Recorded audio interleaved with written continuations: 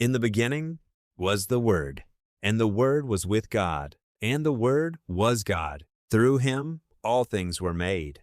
In him was life, and that life was the light of all mankind. The light shines in the darkness, and the darkness has not overcome it. The Gospel of John begins before time itself, not just telling us what Jesus did, but revealing who he is. The Word became flesh and lived among us, and everything began to change. At a wedding in Cana, when the wine ran out, Jesus turned water into wine, not to impress, but to reveal. As he walked among the people, he healed the sick, gave sight to the blind, and restored the broken. But his miracles were signs, each one pointing to something greater.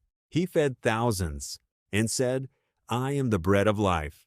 He stood in darkness and said, "I am the light of the world." He called himself the Good Shepherd, the resurrection, and the life. Then came a moment no one could ignore. Lazarus had been dead for 4 days, but Jesus called his name, and he walked out of the tomb, power over death itself. And still, many refused to believe. But Jesus knew why he came, not to conquer by force, but to lay down his life. He told his followers, "I am the way, the truth, and the life." Then came the cross, not defeat, but purpose. It is finished. And 3 days later, the tomb was empty. Death was defeated, and the light overcame the darkness.